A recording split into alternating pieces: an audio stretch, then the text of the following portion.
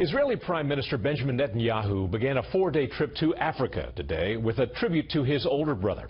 Netanyahu arrived in Uganda, where he marked the 40th anniversary of a raid to rescue a hijacked Air France flight crew and mostly Israeli passengers. The Prime Minister's brother, Lieutenant Colonel Jonathan Netanyahu, was a commander during the historic raid on Entebbe. He was struck by a bullet and killed that day. Despite Jonathan's death, the raid marked a turning point in the fight against terrorism. Senior correspondent Eric Shawn sat down with the Prime Minister to talk about the loss of his brother. Long before radical Islamic terrorism so challenged us, Israel stunned the world with the daring and brazen raid on Entebbe. Terrorists for the Palestinian cause hijacked Air France Flight 139 from Tel Aviv to Paris and ordered it to land at Entebbe, Uganda. They held more than 100 hostages in the old airport terminal under the guns of Idi Amin's army and threatened to execute them unless 53 Palestinian militants were released from prison. Shimon Peres, former Israeli president and prime minister, was the defense minister. I knew in my heart that if he cannot bring him back, the hijacked people, they are not going to do anything. They took a chance. Israeli commandos in 4 Hercules transport planes flew 2,500 miles from Israel in the dark of night. After landing, the Israeli convoy in 2 jeeps and a Mercedes painted to look like Amin's sped to the terminal. The mission was dramatized in the movie Raid on Entebbe. All but 4 hostages were saved, and 1 Israeli commando was killed. Amir Offer, the first commando to kill one of the terrorists, saw his commander fall. While running, I heard from my left-hand side that Yoni is shouting advance, and then he was hit. I could see it. The dashing 30-year-old Lieutenant Colonel, Jonathan or Yoni Netanyahu, was mortally wounded. Born in New York City, he attended Harvard and was the older brother of now Israeli Prime Minister Benjamin Netanyahu. I remember him as a leader when he was 6 years old, and he was a wonderful brother. He was warm, he was compassionate, he was considerate, very brave, very smart. We sat in the Prime Minister's office in Jerusalem, now his, 40 years after Israeli leader Yitzhak Rabin gave the mission the green light. I think Entebbe is a remarkable story of that a democracy facing the most oppressive odds can win the day if you're armed with sufficient courage and resolve. Yoni's death made him a national icon, but for the Netanyahu family, it was a deeply searing and crushing blow. Netanyahu was 26, living in Boston. He heard about the raid on the radio. I called up my younger brother and I said, well, is Yoni back? I didn't ask, was Yoni there? Did Yoni command us? I just asked him a simple question, is Yoni back? Because I knew who would conduct this raid. And he said, not yet.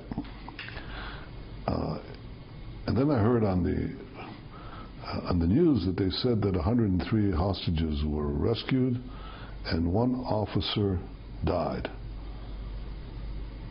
And I said, why did they say officer? They'd say soldier, but they said officer. So maybe it's 1 out of 20. You were doing the odds in your mind. I was doing the odds, but they said officer. And then later in the evening at night when my brother Ido called me, I knew. And it was Ido, he told me that Yoni had died in Entebbe, and my world collapsed. But all I could think of at the time was that I have to reach my parents. My father was teaching at Cornell University, and I had to reach him and my mother. And so I drove all night from Boston to Ithaca. It was a horrible thing. Came to the path of their home in Ithaca in the morning. Saw my father, who was a professor, walking back and forth, sort of lost in thought. His hands clasped behind his back, sort of walking back and forth. And all of a sudden, through the living room window, he sees me walking up the path, and he has this look of surprise which changed in a heartbeat. And he understood, and he understood. He knew.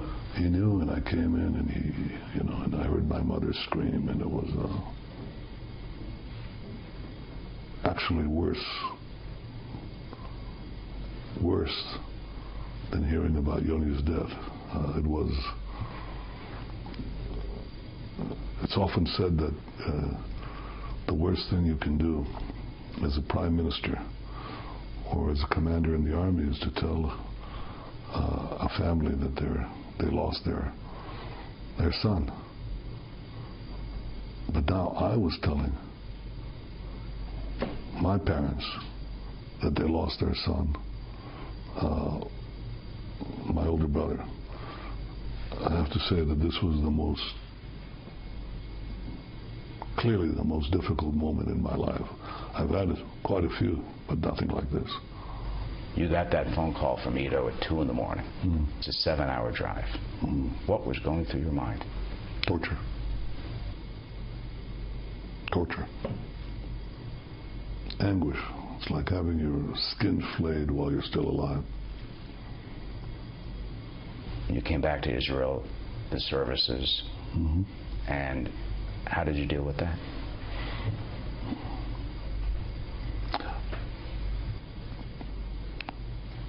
I don't know how we all dealt with it. I don't know where my parents found the courage to go on. I think the loss of a brother is a terrible thing. But the loss of a son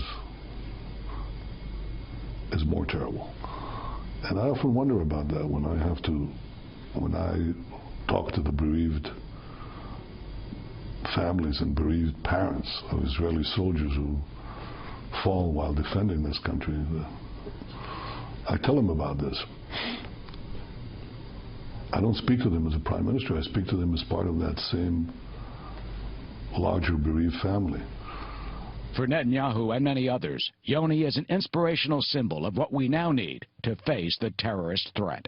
They speak about his clarity and courage and his coolness of judgment. And I think ultimately these are the qualities that won the day. And do these qualities continue today? Do you feel that we have them as we fight terrorism? I think we have them. I think it's important that the whole world, one, recognizes this threat, second, unite to fight it. We're not just fighting our individual battle, we're fighting this common battle against something that threatens all of humanity. The raid in Entebbe stands as a defining moment in the fight against terrorism. Sadly, that threat remains, not just here in the Middle East, but increasingly as part of our lives. In Jerusalem, I'm Eric Shawn, Fox News. Thank you, Eric.